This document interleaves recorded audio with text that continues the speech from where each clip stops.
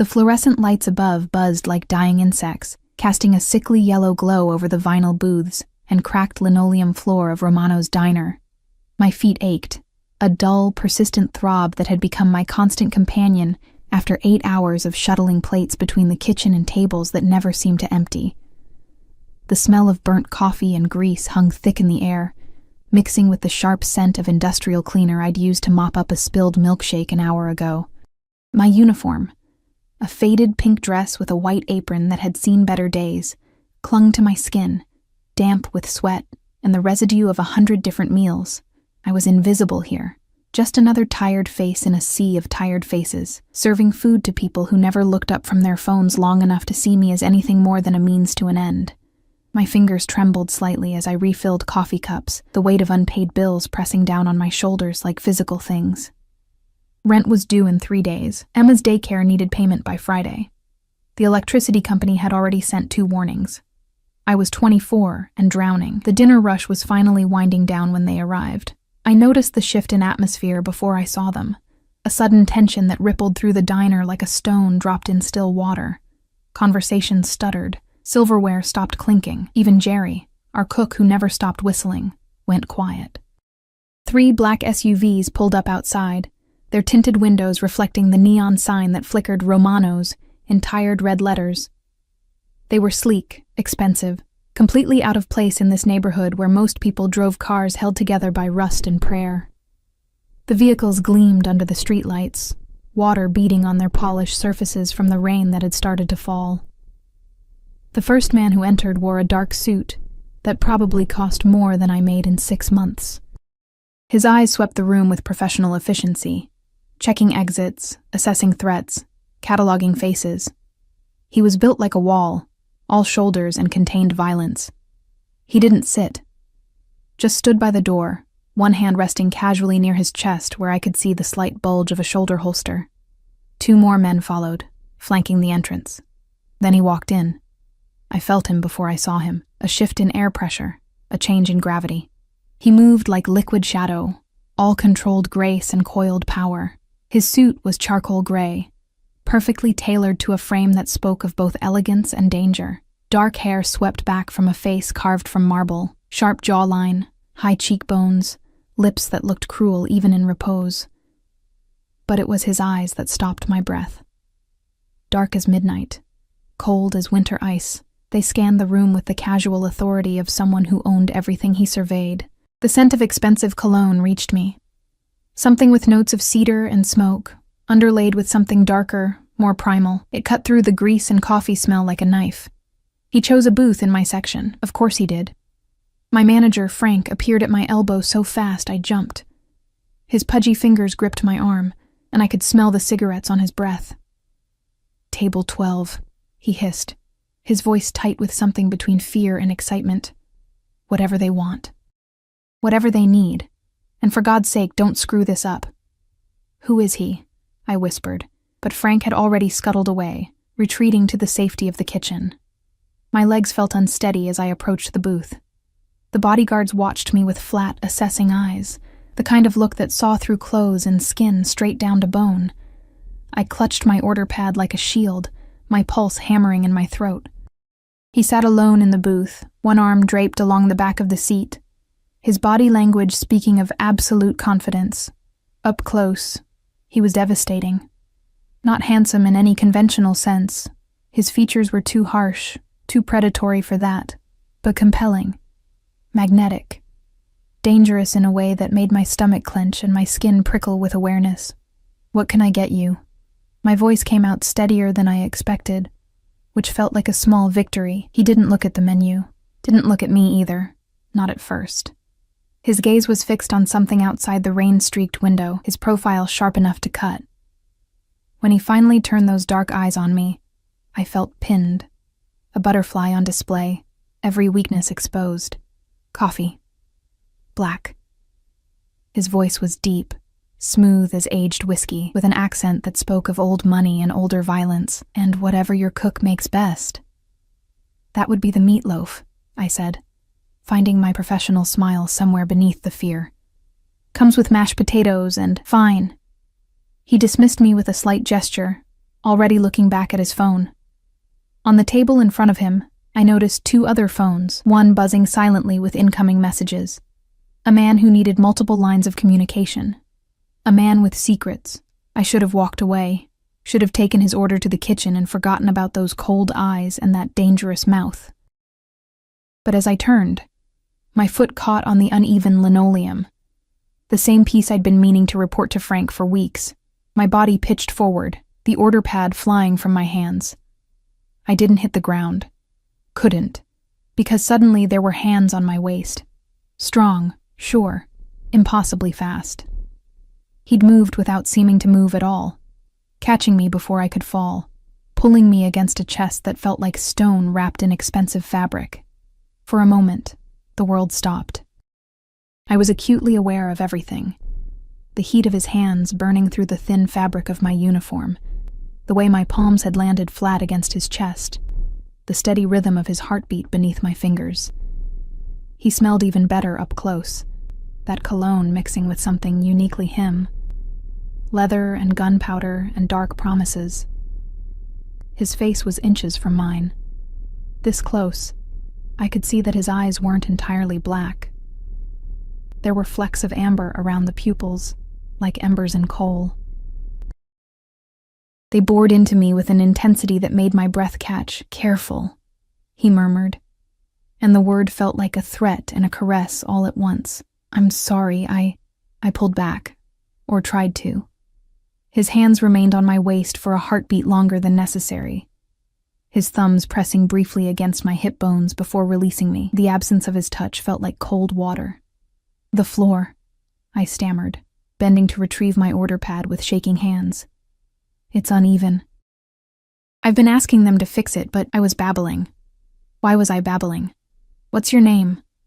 He'd sat back down, but his eyes never left me. One of the bodyguards had shifted closer, his hand inside his jacket, but the man in the booth waved him back with an almost imperceptible gesture. "Kara." It came out as barely more than a whisper. "Kara Mitchell."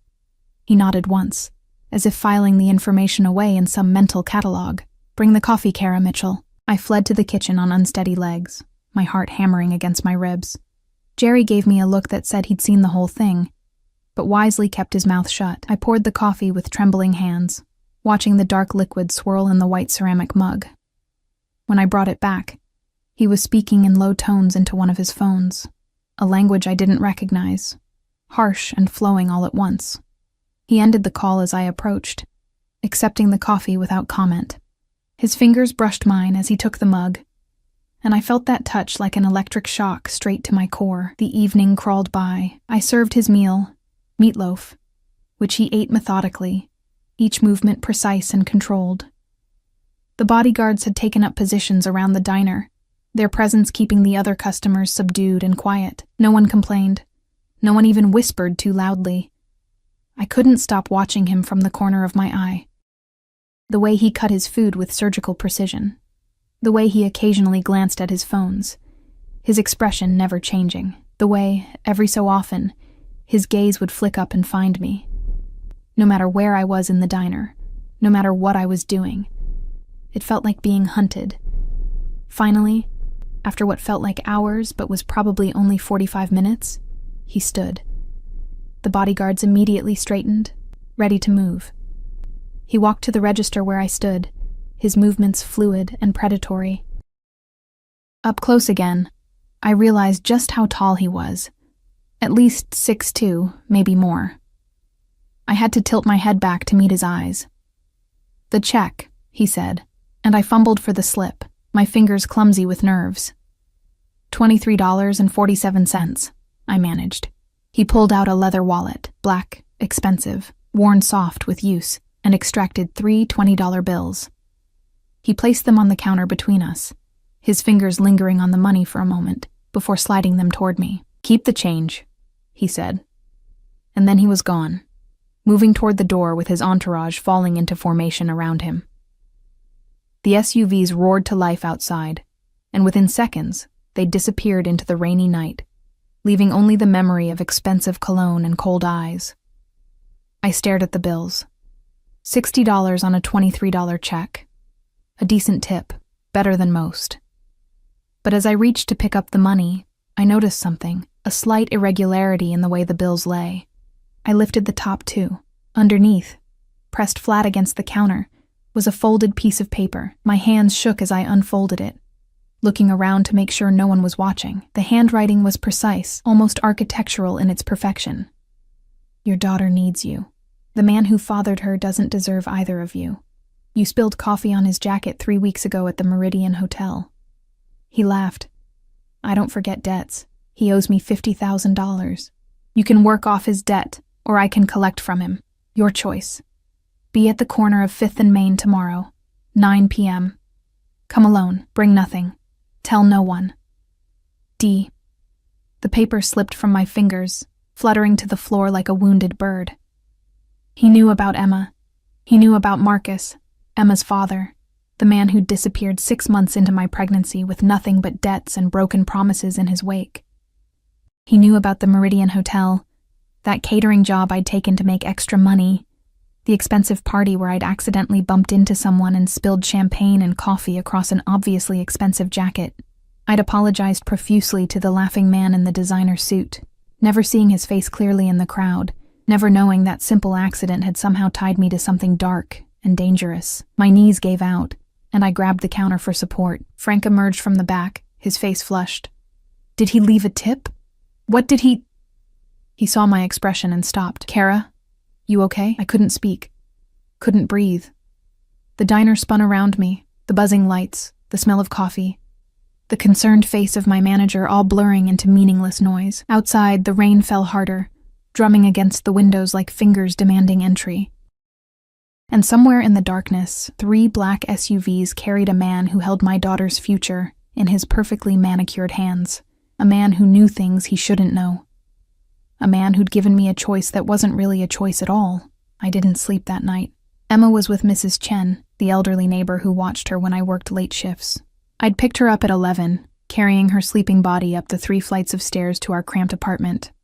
Her small arms wrapped trustingly around my neck. She smelled like the lavender soap Mrs. Chen used, and the strawberry shampoo I bought from the dollar store. At 3 years old, she was my entire world. Dark curls like her father's, but eyes like mine. Gray-green, and already too wise for such a young face. I'd laid her in the bed we shared, tucking the thin blanket around her small frame, and then I'd sat on the floor with my back against the wall, staring at that note until the words blurred together. He owes me $50,000. Marcus. Of course it was Marcus. That charming smile, those easy promises, the way he'd swept me off my feet when I was 21, and stupid enough to believe that love could fill an empty stomach. He'd disappeared the moment I'd told him I was pregnant, and I'd spent the last 3 years trying to forget he existed. But apparently, Marcus had been busy enough to steal from a man who traveled with armed guards and spoke in coded languages on multiple phones, busy enough to leave me holding the debt. The rational part of my brain screamed at me to go to the police, but the part that had grown up in this neighborhood, that had seen how the world really worked, knew better. Men like him, men who commanded silence with their presence, who moved through the city like sharks through dark water. They didn't make threats they couldn't keep, and they certainly didn't forgive debts. Your daughter needs you. 4 words that wrapped around my throat like a noose. As dawn broke over the city, painting the sky in shades of bruised purple and sickly orange, I made my decision. I had no choice, really. I never had. The day passed in a fog. I called in sick to work, the first time in 2 years, and dropped Emma at daycare with a smile that felt like broken glass on my face. She'd kissed my cheek, her small hands cupping my face with the casual affection of childhood, completely unaware that her mother was walking toward something dark and irreversible. "Love you, Mama," she'd whispered against my ear, and I'd held her tighter than I should have. Breathing in the scent of her, memorizing the weight of her in my arms. "Love you more, baby girl." I spent the afternoon in our apartment, watching the clock tick toward 9 p.m. with the slow inevitability of an execution. I showered, washing away the smell of the diner, and dressed in the only decent clothes I owned.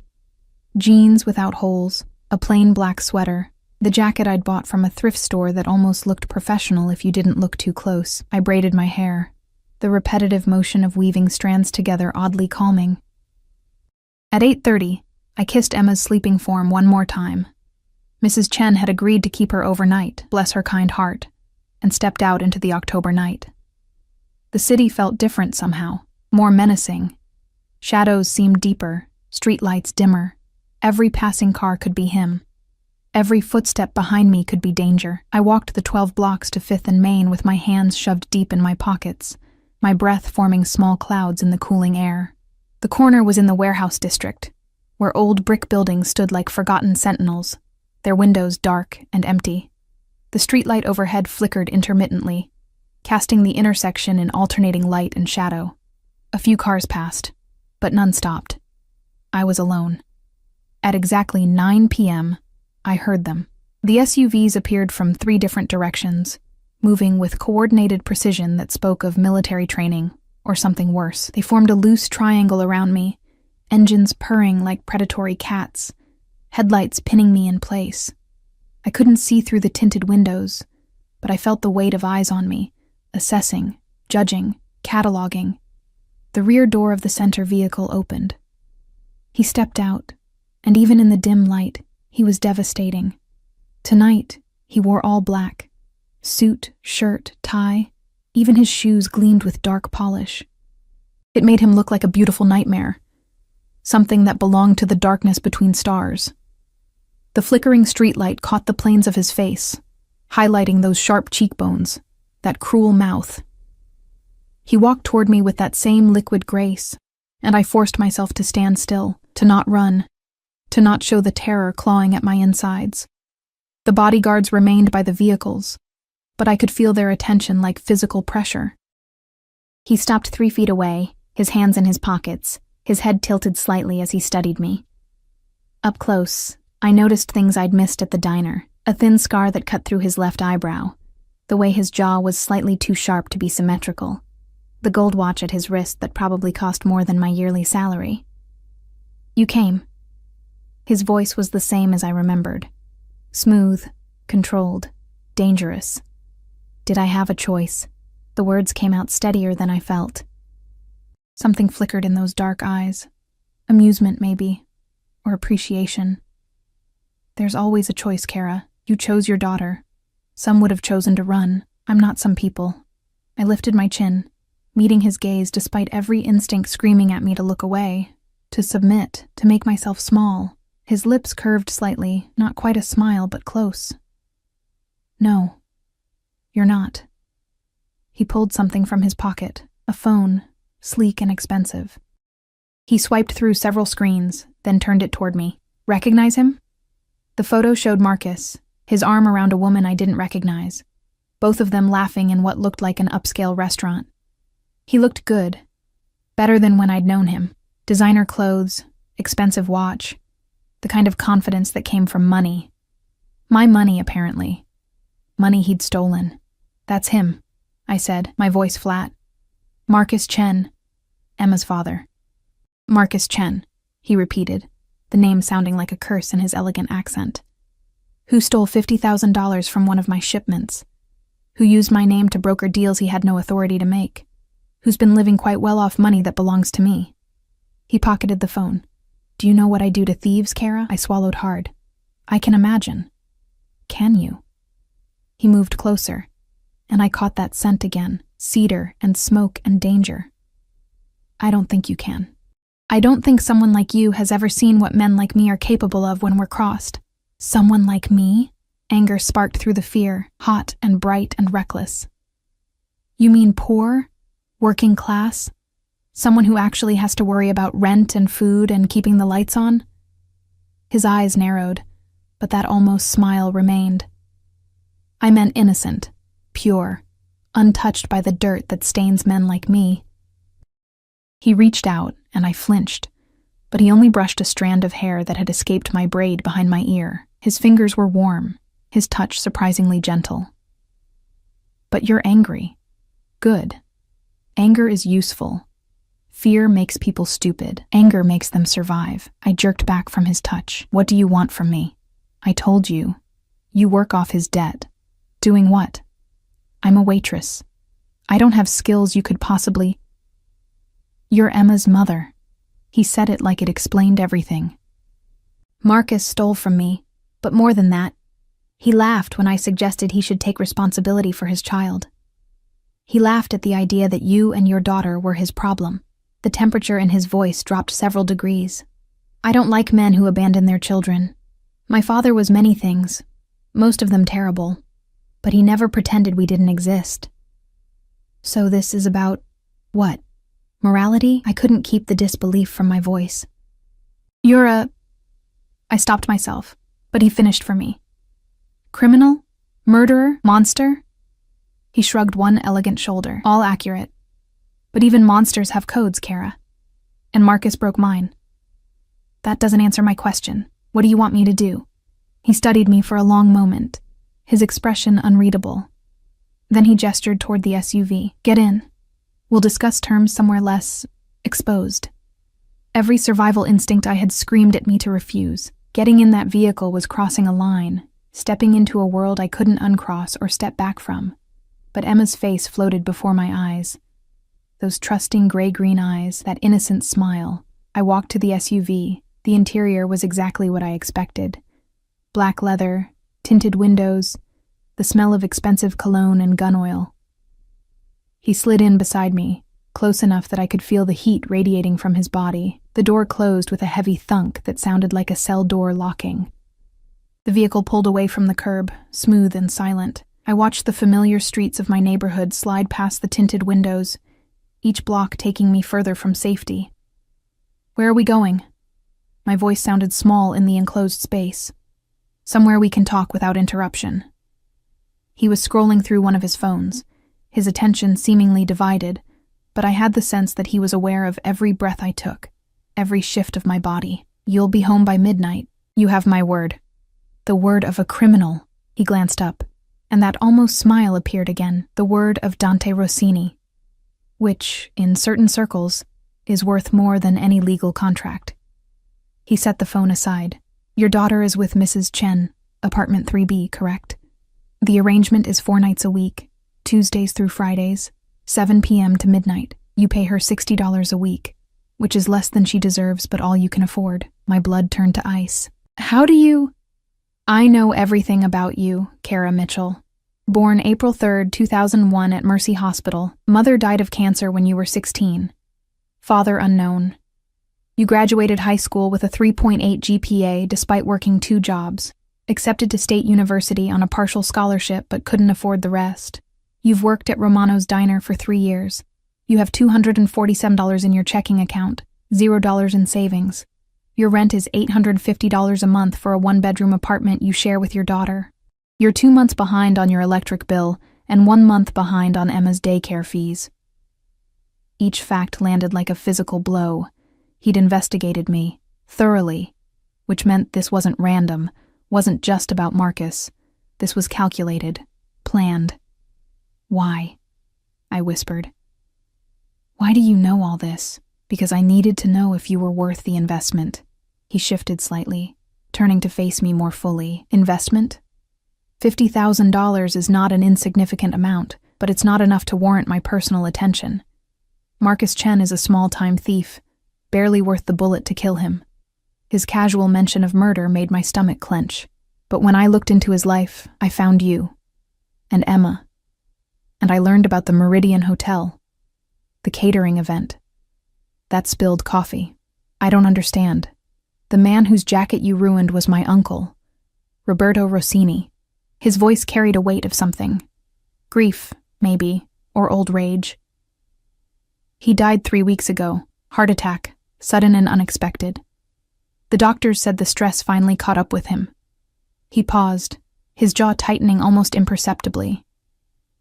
He spoke of you that night, the kind young woman who'd apologized so profusely for such a small accident, who'd offered to pay for the cleaning, despite clearly having nothing to spare. He was charmed.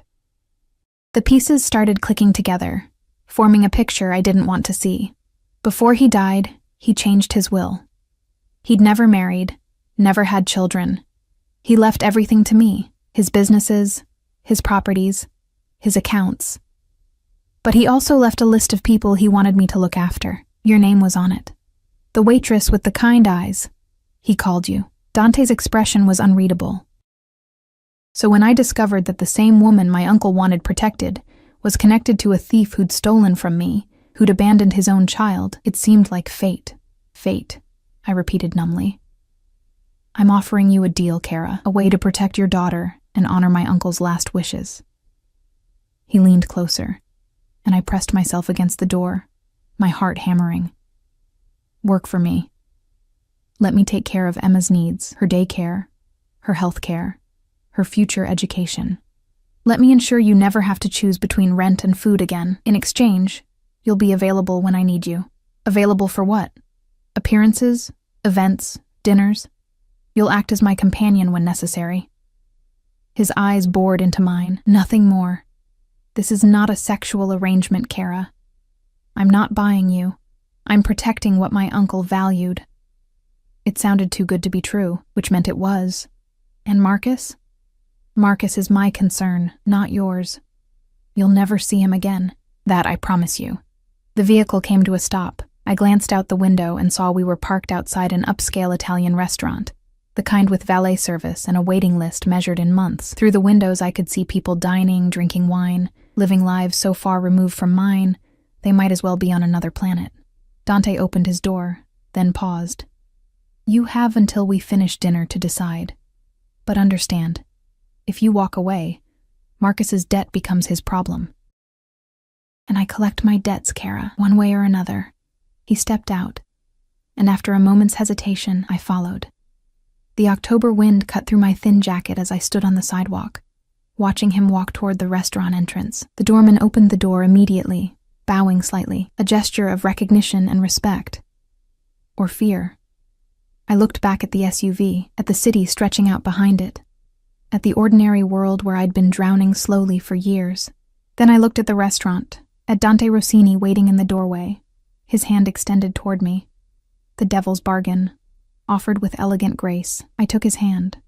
His fingers closed around mine, warm and strong, and he pulled me gently toward the light and warmth of the restaurant, toward a future I couldn't begin to predict. Twar. The restaurant was called Bellinoti, and it was the kind of place I'd only ever seen in movies. Crystal chandeliers cast soft golden light over white tablecloths and gleaming silverware. The air smelled of garlic, fresh bread, and expensive wine. A pianist played something classical in the corner, the notes floating through conversations held in hushed, refined tones. Every eye in the room turned to us as we entered. Or rather, they turned to him. Dante moved through the space like he owned it, which, for all I knew, he did. The maitre d' appeared instantly, his professional smile not quite hiding the wariness in his eyes. Mr. Rossini, your usual table is ready. Thank you, Marco. Dante's hand remained on the small of my back, a possessive gesture that made my skin burn even through layers of clothing. He guided me through the dining room, past tables where conversations died as we passed, then resumed in urgent whispers once we'd moved on. Our table was in the back corner, positioned so that Dante's back was to the wall, and he had a clear view of every entrance and exit. One of the bodyguards, the one who'd been at the diner, took up position near the bar, his eyes constantly scanning. Another disappeared toward what I assumed was the kitchen entrance. Dante pulled out my chair with old-world courtesy that seemed incongruous with everything else I knew about him. I sat, my hands twisting in my lap beneath the table, acutely aware of how out of place I looked in my thrift store jacket and worn jeans. Relax, he said, taking his own seat with fluid grace. No one here will judge you. They wouldn't dare. Because they're afraid of you. Yes. No hesitation, no false modesty. Just simple truth. A waiter appeared, young, nervous, his hands shaking slightly as he poured water into crystal glasses. Mr. Rossini, the chef has prepared something special this evening. And for the lady? I opened my mouth, but Dante spoke first. Bring us the tasting menu, all 7 courses, and a bottle of the 98 Barolo. The waiter nodded and vanished. I stared at Dante across the table.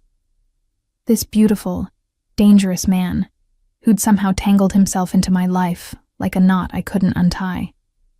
I can order for myself, I said quietly. Can you read Italian? He gestured to the menu, which I noticed for the first time was entirely in Italian, without translations. No, but... Then let me take care of it. His tone wasn't condescending, just matter of fact. This is what you'll need to get used to, Kara.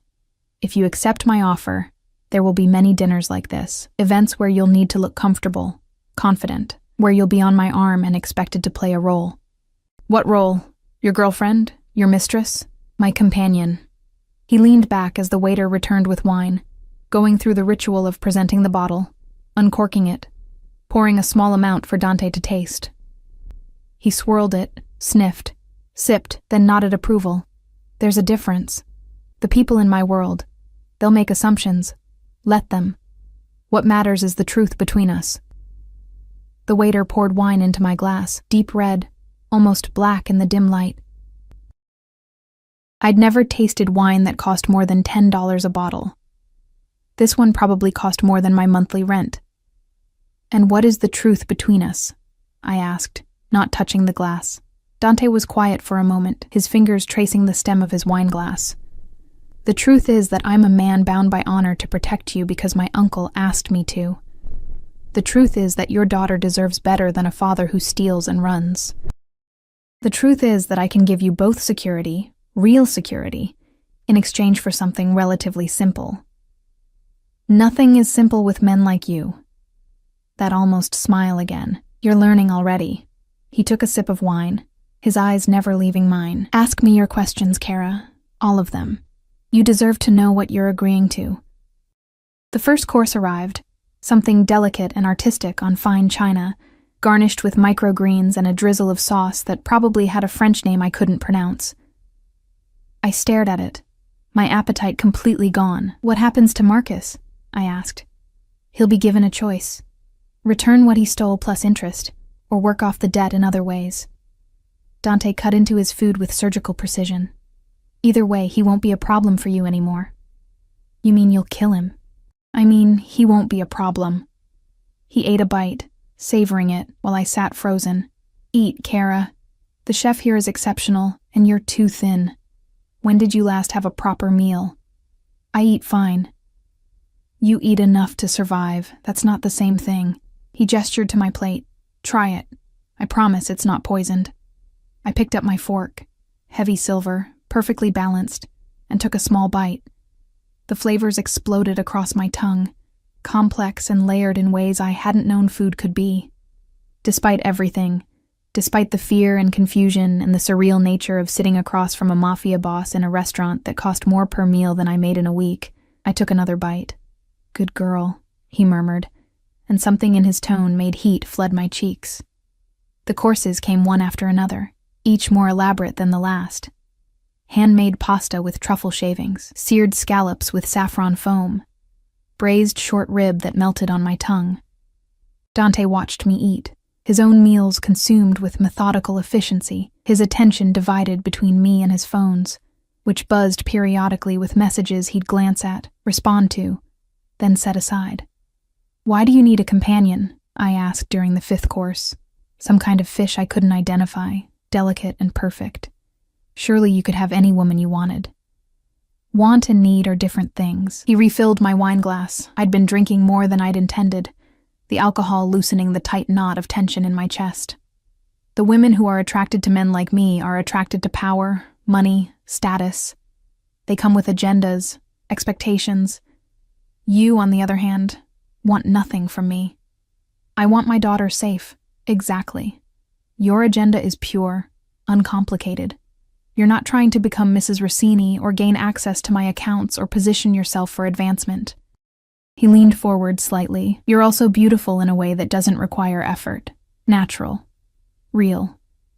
The women in my world are constructed. Perfect hair, perfect makeup, perfect bodies sculpted by surgeons. He paused, his eyes traveling over my face with an intensity that made my breath catch. Authentic.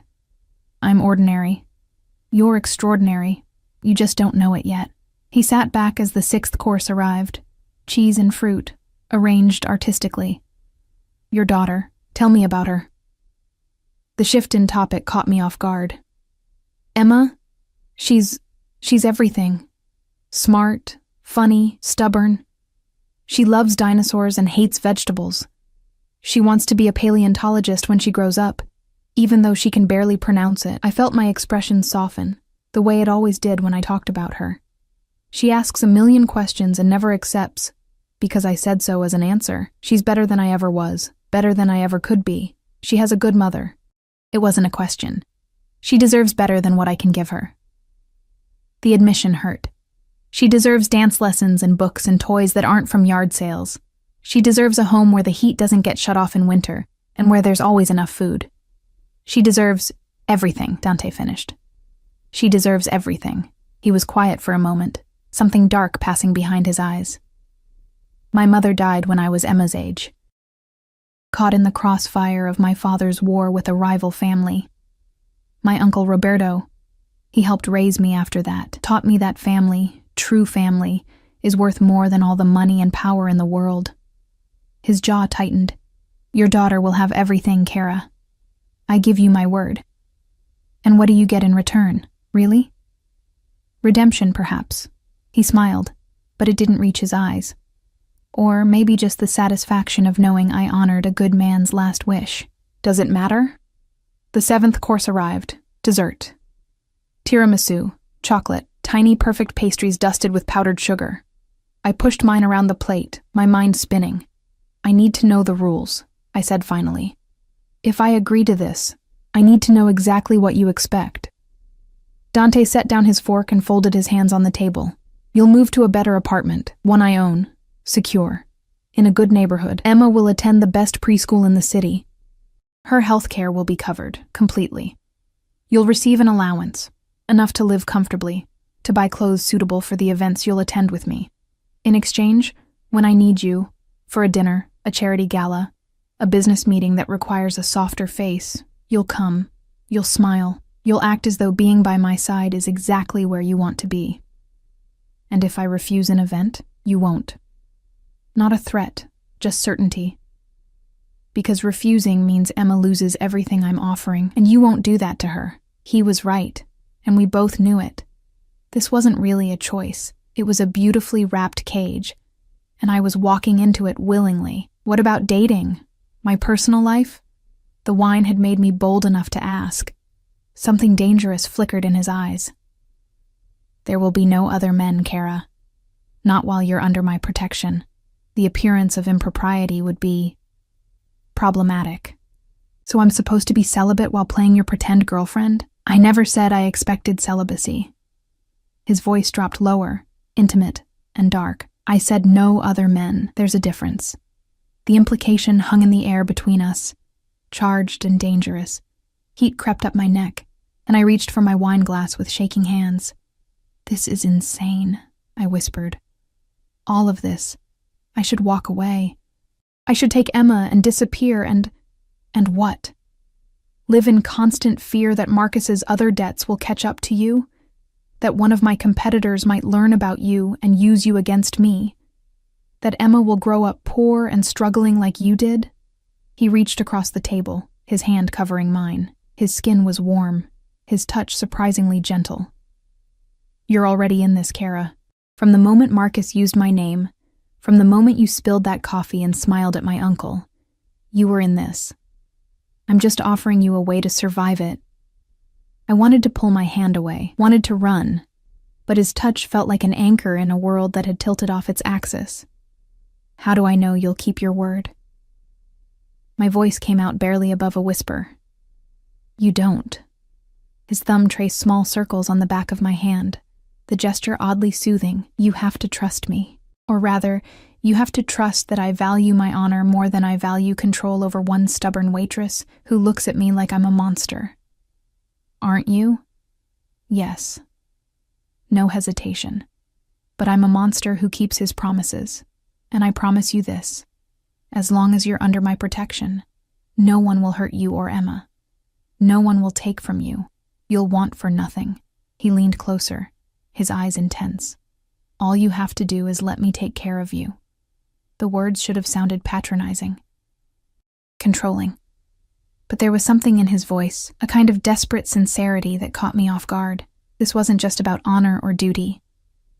This was personal for him in a way I didn't fully understand. Outside, through the restaurant windows, I could see the city lights twinkling. Somewhere out there, Emma was sleeping safely in Mrs. Chen's apartment, completely unaware that her mother was making a deal with the devil to secure her future. "Okay," I heard myself say. "Okay, I'll do it." Dante's hand tightened on mine for a moment, his expression unreadable. Then he released me, leaning back in his chair with that same controlled grace. Smart choice. I didn't have a choice. You always have a choice, Kara. You just made the right one. He gestured to the waiter, who appeared instantly. "We're done here. Have the car brought around." As we stood to leave, Dante's hand returned to the small of my back. Possessive, proprietary. The other diners watched us go, their whispered conversations resuming the moment we passed. I caught fragments. Rossini's new. Where did he find? Poor girl doesn't know. Outside, the October air was cold and sharp, cutting through the wine warmth in my blood. The SUV pulled up, and Dante opened the door for me, his body blocking me from the street. From view, from danger, from escape. "I'll have someone move your things tomorrow," he said as the vehicle pulled away from the curb. "The new apartment will be ready by evening. Emma won't have to change daycares. I've already arranged for transportation." "You were very sure I'd say yes." I was hopeful. He was scrolling through his phone again, but I caught the slight curve of his lips, and I'm rarely wrong about people. The ride back to my neighborhood felt shorter than the ride to the restaurant. Too short. Not enough time to process what I'd agreed to, what I'd signed away. The SUV stopped outside my building, and Dante finally looked up from his phone. "Someone will contact you tomorrow with details. Don't go to work. I'll handle Romano's." He reached into his jacket and pulled out a phone. New, expensive, identical to one of his. "This is yours now. My number is already programmed. You call if you need anything at all, at any time." "Understood?" I took the phone, its weight unfamiliar in my hand. "Understood." "Good." He studied me for a long moment, his expression softening almost imperceptibly. "Get some rest, Kara. Your life just changed. Tomorrow, you'll start seeing exactly how much." I stepped out of the SUV, my legs unsteady, from the wine, from exhaustion, from the surreal nature of the entire evening. I watched the taillights disappear into the night, taking Dante Rossini back to whatever dark world he inhabited, and I climbed the 3 flights to my apartment, let myself in, and stood in the dim kitchen, staring at the expensive phone in my hand. The screen lit up with a message. "Sleep well, Piccola. You're safe now. D." I pressed the phone to my chest and tried to believe him. D, a prison that might look like salvation. The new apartment was in a building I'd walked past 100 times but never imagined entering. It stood in the Marina district, all glass and steel and modern elegance, with a doorman who nodded respectfully as movers carried our meager possessions inside. Emma clutched my hand, her eyes wide as saucers, watching men in crisp uniforms transport our lives from cardboard boxes to a space that felt more like a dream than reality. "Mama, is this really ours?" she whispered, her small voice echoing in the marble lobby. "Yes, baby. Really ours." The lie tasted bitter. Nothing was really ours anymore. It all belonged to him. The apartment was on the 15th floor. 2 bedrooms, floor-to-ceiling windows overlooking the bay, hardwood floors that gleamed under recessed lighting. The furniture was already in place. A cream-colored sofa, a dining table that could seat 6, beds with linen so soft they felt like clouds. The kitchen had granite countertops and appliances I didn't know how to use.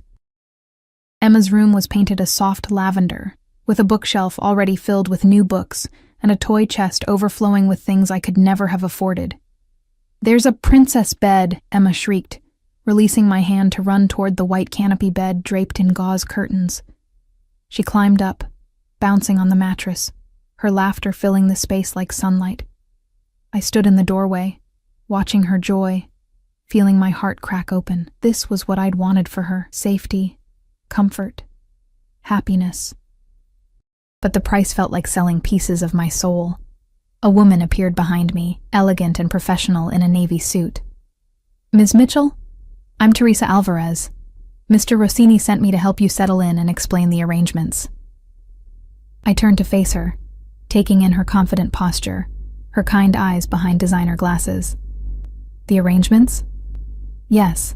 Let's talk in the kitchen while Emma explores. She smiled at my daughter, who was now examining every toy with the focused intensity only a 3-year-old could muster. She's beautiful. Mr. Rossini mentioned she likes dinosaurs? He told you that? He was very specific about her room. Teresa guided me to the kitchen, where she opened a leather portfolio on the island. You'll receive a monthly allowance deposited directly to your new account. The card and information are here. The amount should cover all personal expenses, clothing, and incidentals. Emma's preschool tuition is paid through graduation, and her health care is comprehensive. The insurance cards are also here. She spread documents across the granite, each one representing another piece of my independence being signed away: bank accounts, insurance policies, a new driver's license with this address, a credit card with my name embossed in silver. There's also a car in the garage. Level 3, space 1512. A sedan, reliable, fully insured. Mr. Rossini felt you'd need transportation. Teresa's tone was matter-of-fact, as if men regularly bought cars for women they barely knew. Your schedule will be sent to your phone. When Mr. Rossini needs you for an event, you'll receive 48 hours notice when possible, though sometimes it will be less. Emma will be cared for by vetted professional nannies during those times. Strangers watching my daughter? The words came out sharper than intended.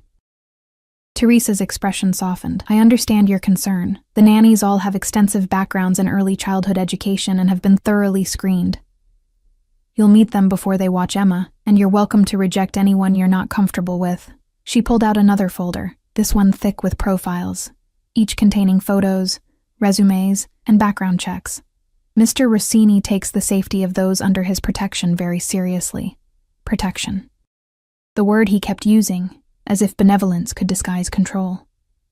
When does he need me first? I asked, flipping through the nanny profiles without really seeing them. Saturday evening. A charity gala at the Fairmont Hotel. Formal attire required. Teresa smiled apologetically. Which brings us to the next item. A stylist will arrive tomorrow at 10 a.m. She'll take your measurements and help select appropriate wardrobes for various events. Mr. Rossini has requested you choose what you're comfortable with. He's not dictating your style, just ensuring you have options. The thoughtfulness of it made it harder to hate him. If he'd simply filled a closet with clothes he'd chosen, I could have been angry. But giving me choice within his gilded cage, that was more insidious. What if I don't know how to act at these events? The admission cost me, revealing weakness. You'll learn.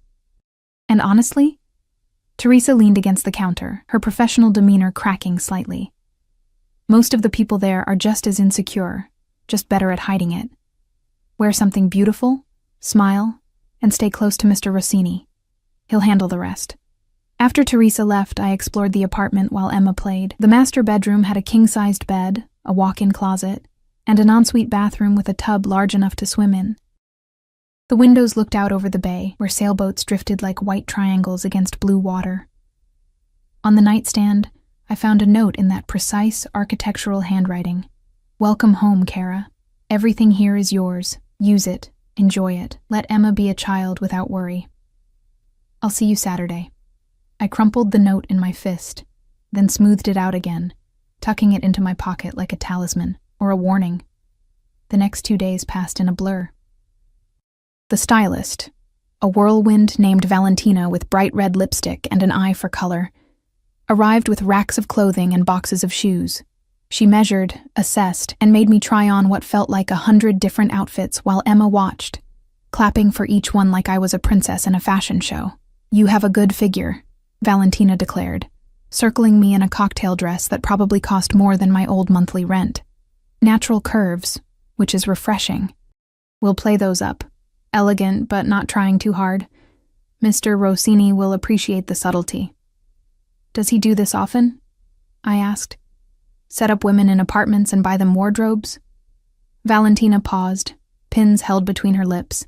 She removed them carefully before answering. In the 5 years I've worked for Mr. Rossini, you're the first. Usually he just sends me to dress his dates for specific events. Women who come and go. But you? She gestured around the apartment. This is different. This is permanent. The word hung in the air like smoke. Saturday arrived too quickly. Emma spent the day at her new preschool, a place with art rooms and a playground that looked like something from a fantasy, while I prepared for my first appearance as Dante Rossini's companion. The dress Valentina had selected was midnight blue, silk that hugged my body before flowing to the floor in elegant waves. The neckline was modest, but the back was bare, exposing skin from my shoulders to my lower back. Matching heels added 4 inches to my height. A simple diamond necklace, on loan, Valentina had emphasized, glittered at my throat. I barely recognized the woman in the mirror. My hair was swept up, a few strategic curls framing my face. Makeup enhanced features I'd always considered plain, making my eyes look larger, my lips fuller, my cheekbones more pronounced. I looked expensive, polished, like someone who belonged on Dante Rossini's arm. The buzzer sounded at exactly 7 p.m. I kissed Emma goodbye. She was having a tea party with one of the approved nannies, a grandmother type named Rosa, who'd won my daughter's heart with cookies and stories, and took the elevator down to the lobby. The SUV waited at the curb, sleek and black and ominous. The driver opened the door, and there was Dante. He wore a tuxedo that had been tailored to perfection, emphasizing broad shoulders and a lean waist. His hair was swept back, his jaw clean-shaven, a gold watch glinting at his wrist. But it was his eyes that caught me, the way they traveled over me slowly, taking in every detail, darkening with something that made my stomach flutter. "Beautiful," he murmured as I slid into the seat beside him. Valentina outdid herself. She said I was your first. I didn't know why I said it, but the words tumbled out, his lips curved. Did she? He reached over, his fingers finding the exposed skin of my back, tracing the line of my spine with agonizing slowness. Then she told you the truth. You are many firsts for me, Kara. I shivered under his touch, hating my body's response. What does that mean? It means don't believe everything you hear about me tonight. People will talk. They always do. They'll say I'm a monster who destroys everything I touch. They'll say women who get close to me end up ruined or dead. His hand remained on my back, possessive and warm. Some of it is even true, but you're different. Because of your uncle. Because of many things. He withdrew his hand, leaving my skin cold. Tonight, you'll meet some of those people. They'll smile and be polite, but they'll be assessing you, wondering what I see in you, trying to find your weaknesses. Don't let them. I don't know how to do this, Dante. The admission came out smaller than I intended. I'm a waitress. I don't know which fork to use or how to make small talk with criminals and socialites. You use the fork from the outside in, and you make small talk by asking questions and letting them talk about themselves. People love nothing more than the sound of their own voice. He tilted my chin up, forcing me to meet his eyes. But here's what you really need to know. You're with me.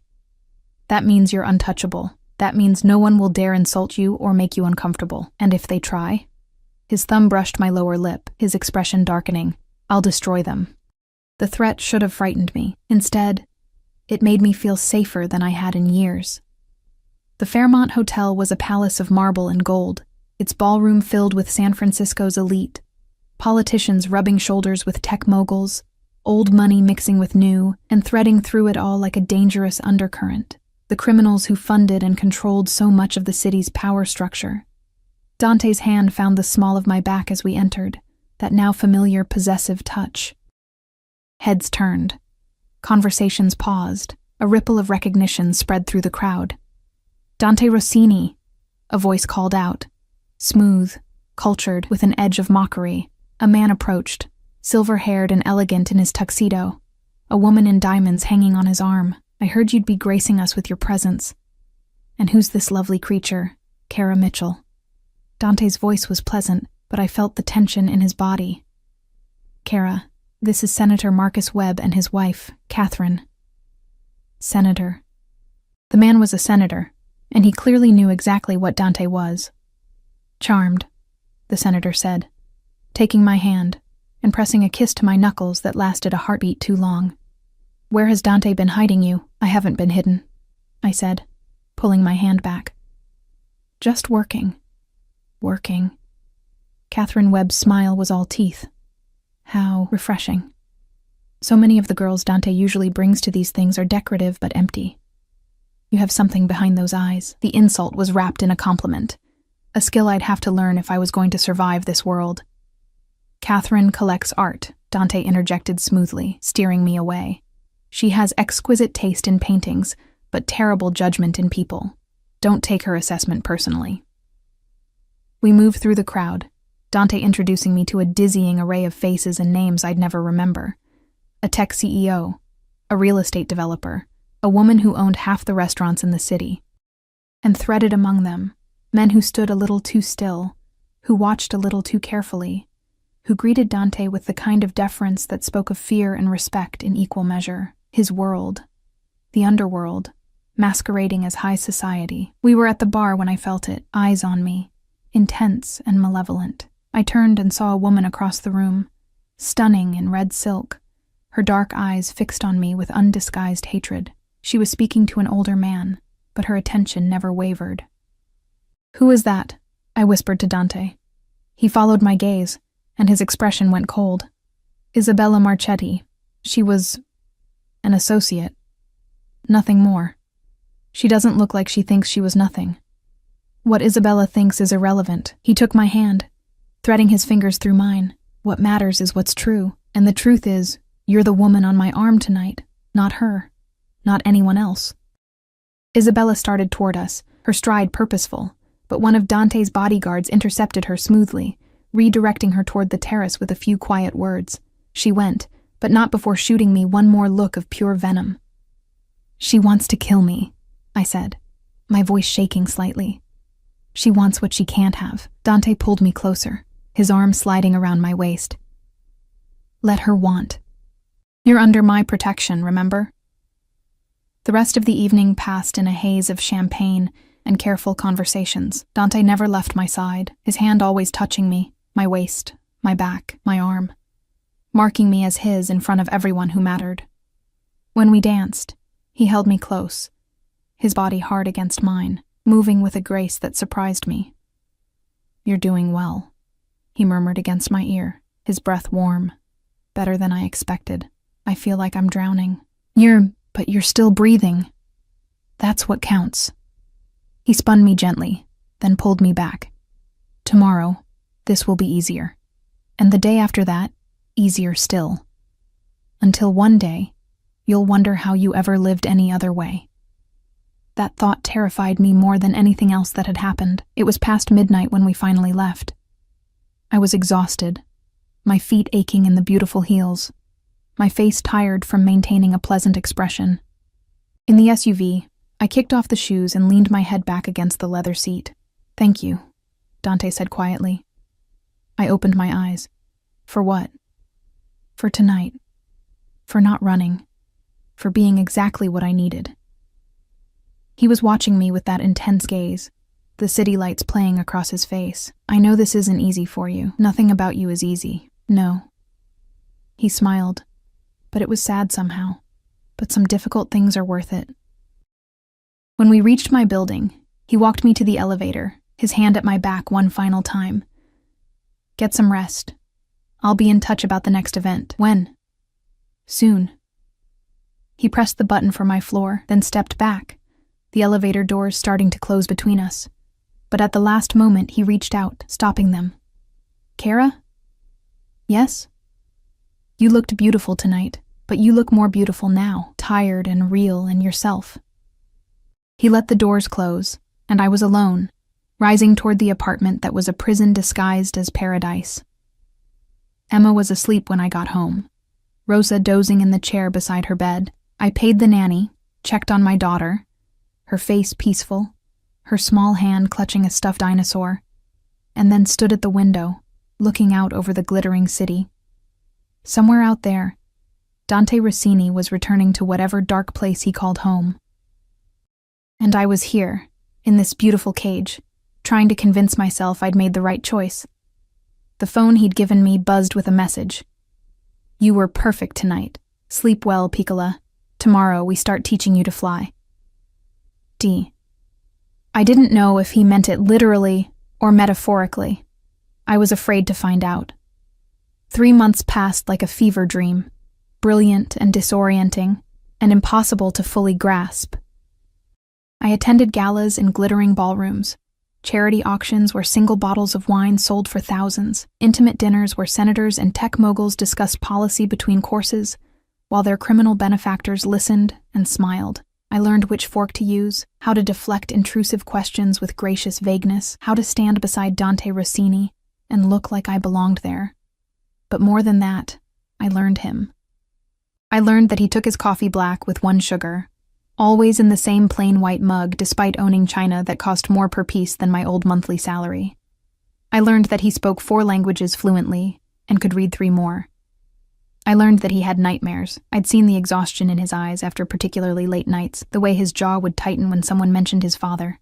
I learned that he was ruthless in business but surprisingly gentle with Emma, who'd taken to calling him Mr. Dante and showing him her dinosaur drawings with the unself-conscious enthusiasm of childhood. That terrified me most of all, how easily my daughter had accepted him into our lives, how she'd light up when he visited, how she'd started asking when we'd see him next. It was December now, the city dressed in holiday lights and false cheer. Emma's preschool was having a winter performance, and I'd mentioned it casually to Dante during one of our dinners. These had become more frequent, sometimes with events attached, sometimes just the 2 of us in quiet restaurants where he'd ask about my day and actually listen to the answers. I didn't expect him to come. He was a busy man, important, with concerns far beyond a 3-year-old's performance in a church basement. But when I arrived at the preschool, scanning the crowd of parents with phones raised and proud smiles, I saw him. He stood at the back, deliberately separate from the other parents, wearing dark slacks and a black sweater that made him look less like a crime lord and more like some dangerous poet. One of his bodyguards, Marco, I'd learned his name, stood near the door, but otherwise, Dante was alone, his attention fixed on the small stage where children in paper snowflake costumes waited for the music to start. I made my way to him, my heart doing something complicated in my chest. "You came. You said it was important to Emma." He glanced at me, and something in his expression was softer than usual. "That makes it important to me." The performance was chaos, children forgetting their lines, one crying, another waving enthusiastically at parents throughout. But Emma was perfect. She sang her solo about snowflakes with the serious concentration she brought to everything, her small voice clear and proud. When she finished, her eyes scanned the crowd until they found us, and her face split into the biggest smile I'd ever seen. After, when we collected her and she threw herself at Dante with a hug that would have been shocking 3 months ago but was now almost routine, he lifted her easily, letting her chatter about the performance while I gathered her coat and backpack. "Did you see me, Mr. Dante? Did you hear my song? I didn't forget any words." "You were magnificent," he said seriously, and she beamed. Outside, the December air was sharp with coming rain. Dante's SUV waited at the curb, but he didn't immediately move toward it. Instead, he set Emma down and crouched to her level. "Emma, your mama and I need to talk about grown-up things. Marco is going to take you to get hot chocolate and cookies while we do that, okay? Then we'll come get you." Emma looked between us, her child's intuition sensing something important. "Is Mama in trouble?" "No, Piccola."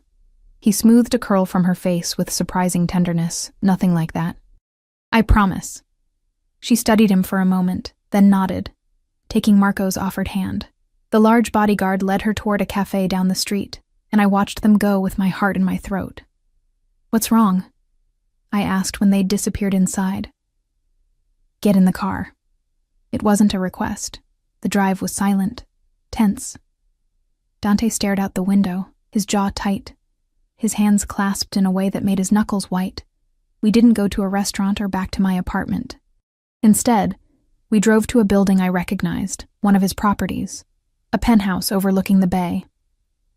The apartment was masculine and minimal. Leather furniture, dark wood, floor-to-ceiling windows revealing the city spread below like scattered diamonds. A bar in the corner held expensive bottles. The only personal touch was a photograph on the mantel, a young Dante with an older man who had kind eyes and a warm smile. His uncle Roberto. "Drink?" Dante moved to the bar without waiting for an answer, pouring amber liquid into 2 glasses. Just tell me what's wrong. I took the glass he offered but didn't drink. You're scaring me.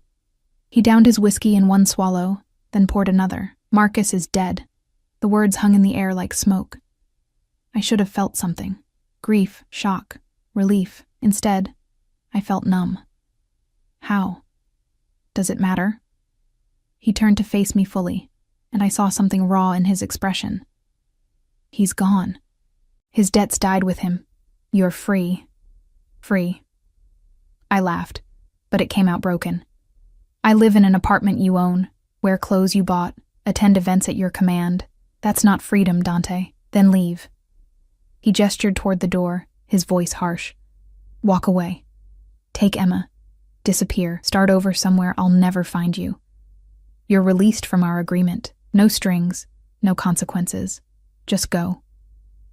I stared at him, my heart hammering. This was what I'd wanted, wasn't it? My life back.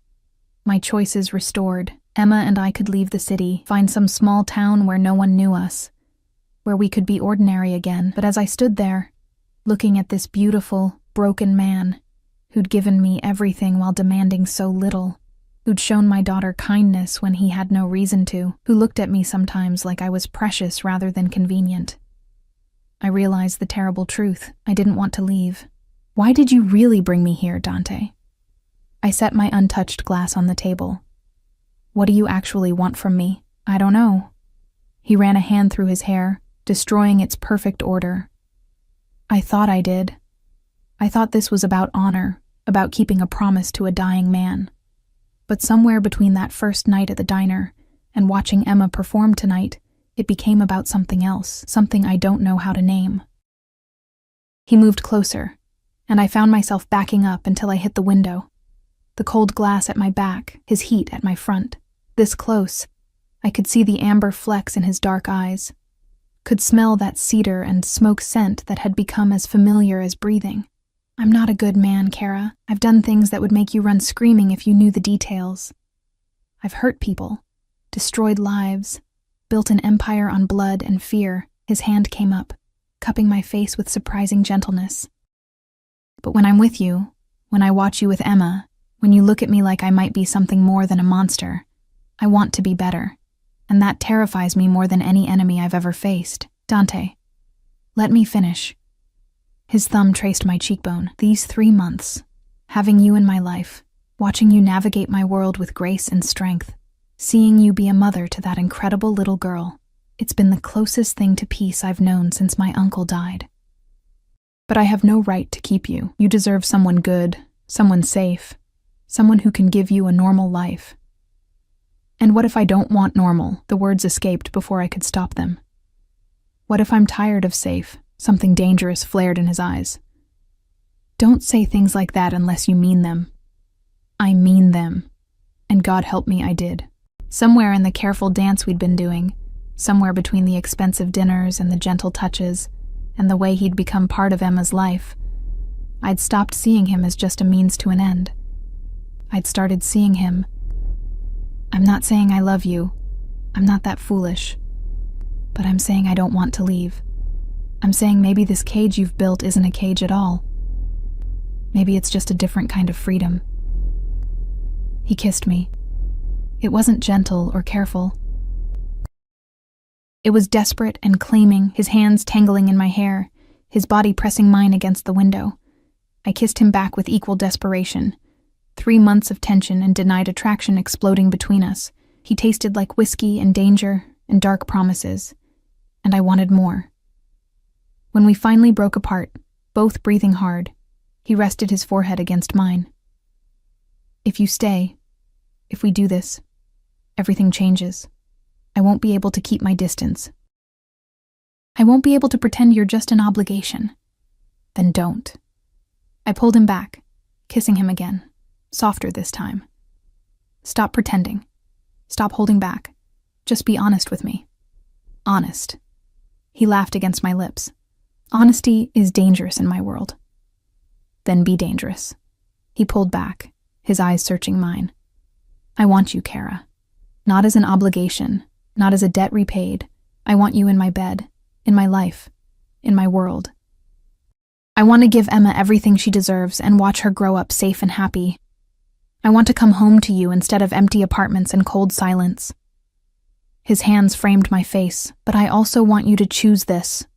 Truly choose it, knowing who I am and what I do. Can you do that? Could I?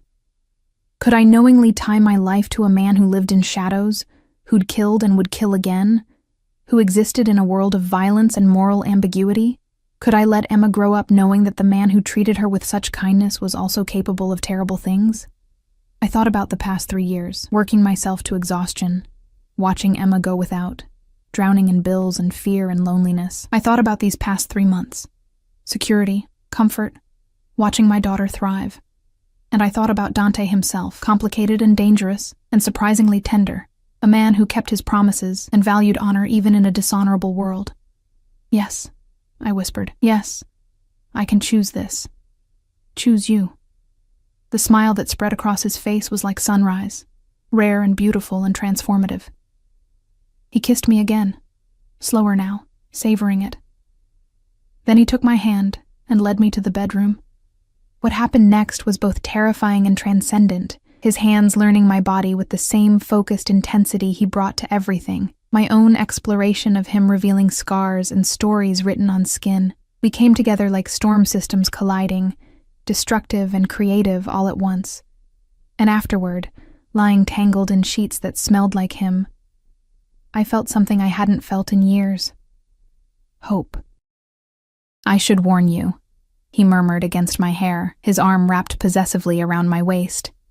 I'm not good at sharing. What's mine, I protect obsessively. If you're mine now, that means I'll be insufferable about your safety, about Emma's safety. It means bodyguards and security systems and me knowing where you are. Sounds like a cage, does it? He propped himself up on one elbow, looking down at me. Or does it sound like someone finally giving a damn about keeping you safe? When he put it that way, the cage didn't seem so terrible. We collected Emma from the cafe an hour later, her face sticky with chocolate and happiness. In the car, she fell asleep between us, her head on my lap, her small hand reaching out to grab Dante's finger. He held on carefully, his expression soft in a way I'd never seen before. She trusts you, I said quietly. I'll die before I betray that trust. Not dramatic, just factual. Both of you, you're mine to protect now. That's not an obligation or a duty. It's a privilege. That night, after putting Emma to bed in her princess room, after Dante had checked every lock twice and stationed one of his men in the building's lobby, we stood at the window looking out at the city. Tell me about your uncle, I said. The real story, not just the obituary version. So he did. He told me about Roberto Rossini, who'd taken in a traumatized 8-year-old and taught him that strength and honor weren't mutually exclusive, who'd built an empire, but never lost sight of what mattered, who'd died surrounded by people who genuinely loved him, not just feared him. He would have liked you, Dante said finally. He always said the measure of a person wasn't in how they acted when they had power, but how they treated others when they had none. You had nothing, Kara, but you still apologized for spilling that coffee. You still smiled and meant it. That's rare. So you've been protecting me because your uncle asked you to. I've been protecting you because you deserve it.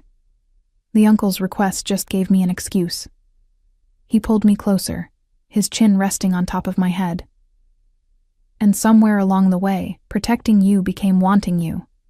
And wanting you became needing you. That's dangerous, isn't it? In your world? Incredibly.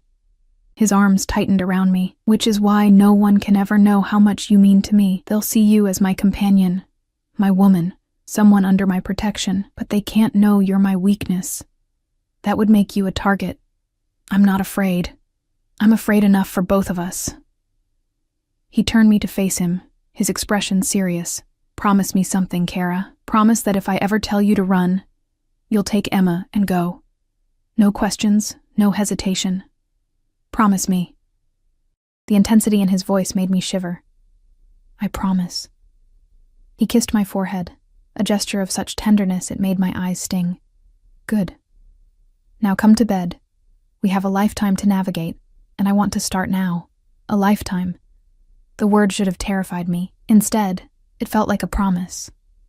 As we settled into bed, his bed, in his apartment, which he'd already said would become our apartment, I thought about how far I'd come from that exhausted waitress at Romano's diner.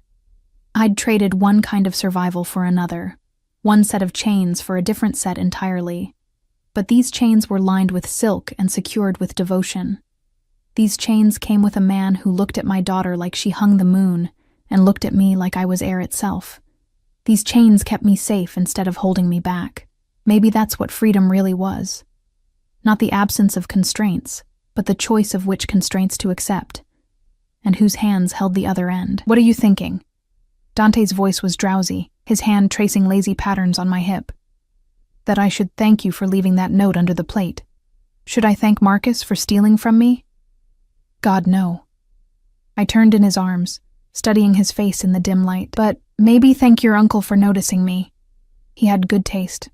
His hand cupped my face, his thumb brushing my lower lip. In everything. Dante? What happens now? After tonight? After this? What's next? He was quiet for a moment, considering. Now we build something real, not an obligation or an arrangement, but an actual life. I'll still have my business, still do things you're better off not knowing about. But I'll come home to you. I'll teach Emma to ride a bike and intimidate her future boyfriends. I'll take you to boring charity dinners and make love to you after. We'll fight and make up and figure out how two people from completely different worlds can build one together. Sounds complicated. Everything worth having is complicated. He pulled me closer, his heartbeat steady beneath my ear. But I've built an empire from nothing, Kara. I think I can handle building a family. A family. The words settled around us like a blanket, warm and terrifying and perfect. Outside, the city glittered with 1,000 lights, each one representing a life, a story, a choice made in darkness. And here, in this penthouse that floated above it all, I'd made my choice too. I'd chosen the monster who wanted to be a man, the criminal who valued honor, the dangerous man who'd given me safety and asked for nothing but my presence in return. I'd chosen Dante Rossini, and as sleep pulled me under, his arms wrapped around me like the most beautiful cage in the world, I realized something that should have terrified me, but instead filled me with peace. I'd choose him again.